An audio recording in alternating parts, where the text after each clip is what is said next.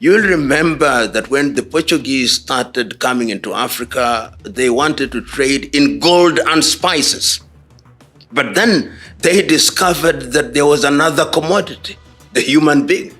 And it is interesting that even the now very quiet European powers were involved in what later became the Transatlantic triangle of slavery.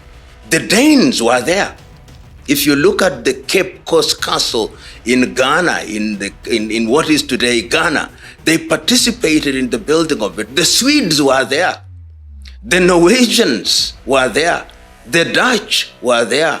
The British were there. The French were there. The Spaniards were there. The Germans were there. The transatlantic slave trade was one of the darkest events in history. From the 1400s to the 1800s, millions of Africans were captured, sold, and sent across the ocean to work in horrific conditions. This forced migration not only devastated African communities, but also shaped the social, political, and economic landscapes of both Africa and the Americas for centuries. But how did this happen? How did some African rulers, traders, and warriors become involved in the capture and sale of their own people? The truth is complicated and multifaceted. Europeans did not venture deep into the African continent to capture people themselves. Instead, they relied on African leaders, middlemen, and merchants who supplied them with captives. This collaboration was driven by a variety of factors, including the desire for wealth, power, and protection. Some African leaders and groups willingly participated in the trade, seeing it as an opportunity to gain military advantage, material goods, and political leverage. However, many others were manipulated, coerced, or even deceived into participating. The roles played by Africans in the trade were diverse. Some actively pursued their involvement, while others were forced into it due to external pressures and threats. Let's break down how Europeans convinced, pressured, and pushed Africans to take part in this tragic system. And before we dive in, make sure to like this video and subscribe so you don't miss more history content. No amount of money can restore the damage caused by the transatlantic slave trade and its consequences, which will span many centuries. But surely, this is a matter that the world must confront and can no longer ignore. And even before these discussions on reparations conclude, the entire continent of Africa deserves a formal apology from the European nations. Les cicatrices de l'exploitation, de la dépossession et de l'effacement culturel perdurent, se manifestant dans les défis contemporains tels que l'inégalité économique, l'instabilité politique et la désintégration culturelle. Réparer, c'est enfin intensifier les efforts de restructuration du système international dans un souci de justice pour l'Afrique. Number 1. Slavery in Africa. Before Europeans arrived. Before Europeans came, some African societies already had slavery. However, it was different from the slavery in the Americas. Enslaved people in Africa were often prisoners of war, criminals, or people who owed debts. Many could marry, own land, or even work their way out of slavery. The arrival of Europeans changed everything by creating a much bigger demand for slaves. While slavery existed in Africa long before the Europeans arrived, it was usually much less dehumanizing and far more integrated into society. Enslaved individuals could sometimes rise to positions of power or influence within their communities. They were not always seen as subhuman or forever doomed to servitude. The transatlantic slave trade shifted this perception as it began to treat enslaved people as property to be bought and sold, often in horrifying conditions. European traders exploited these pre-existing forms of slavery and expanded them to meet the growing demand for labor in the Americas. Once European traders arrived, African slavery became much harsher and widespread, with devastating impacts on African societies. If you're learning something new, don't forget to hit the like button. Number 2. Trading people for goods. Europeans offered African leaders valuable items in exchange for captives, including guns and gunpowder. These gave some African groups an advantage over their enemies. Cloth. European fabrics were seen as luxury items. Alcohol. Rum and brandy became popular trade goods. Metal tools. Brass, copper, and iron were useful for everyday life. Other goods. Mirrors, beads, and household items. Many African leaders saw this trade as a way to grow rich and powerful, not knowing the amount of riches they already possessed in their own land. Number 3. Wars and raids to capture people. As demand for captives grew, some African rulers and warlords started attacking villages to capture people and sell them. The Kingdom of Dahomey, in present-day Benin, became known for raiding villages to get captives. The Ashanti Empire used European weapons to expand their land and capture more people. Many smaller communities were destroyed because they could not defend themselves. This led to years of fighting and chaos across many parts of Africa.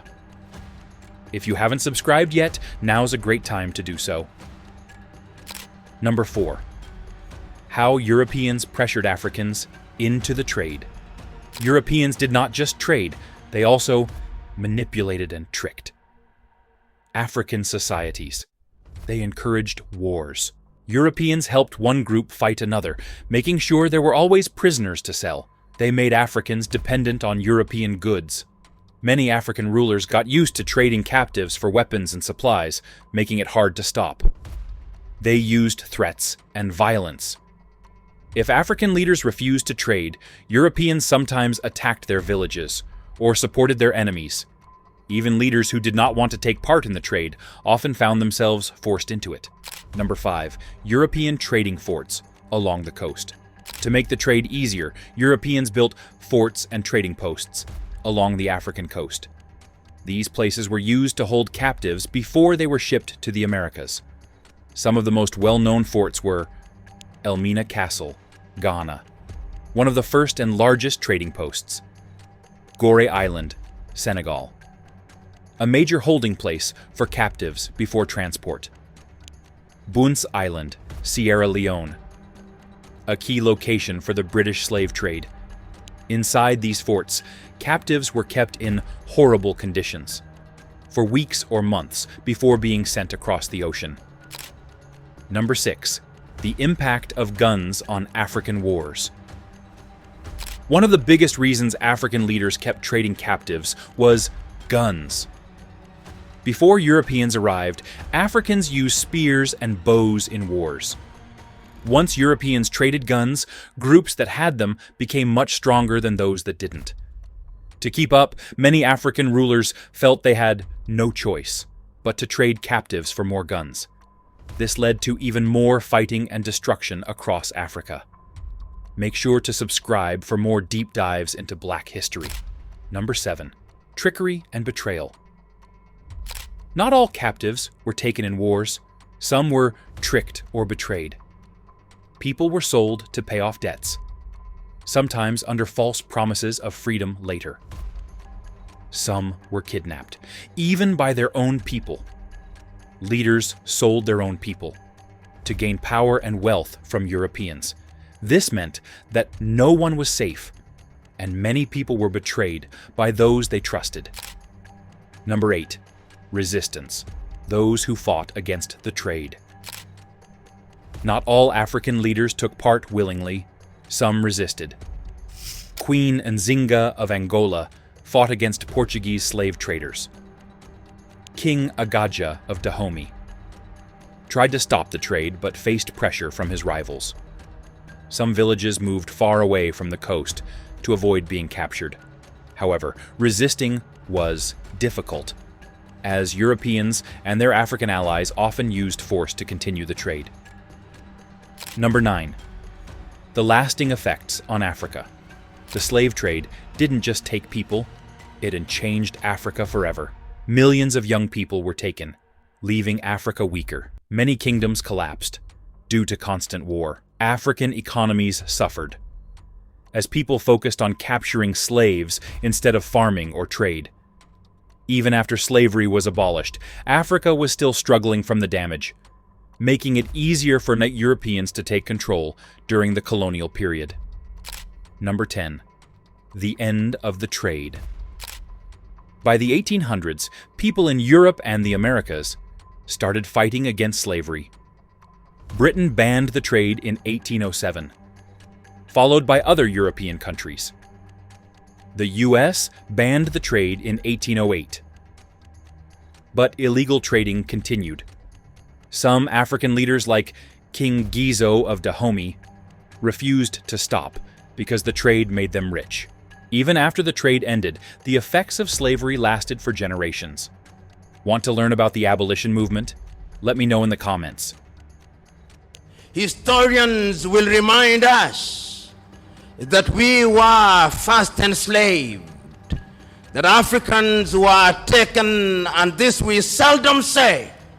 The first civilization to take Africans out of this continent were the Arabs. Portuguese came, the Spaniards came, the Germans came, the French came, the Belgians came. Africa became the hunting ground for the European colonizers. They came here and they controlled us, and they told us, not in so many words, that we were children of a lesser God. The transatlantic slave trade was a terrible system. Europeans created the demand, but they could not have done it without African leaders and traders, some willing, some forced. The trade was driven by greed, power, and European tricks, and its damage is still felt today. Learning about this history is important, not just to understand the past, but to see how it still affects the world today. If you found this video helpful, please like, share, and subscribe. Let me know in the comments what topics you'd like me to cover next. Thanks for watching. Thanks.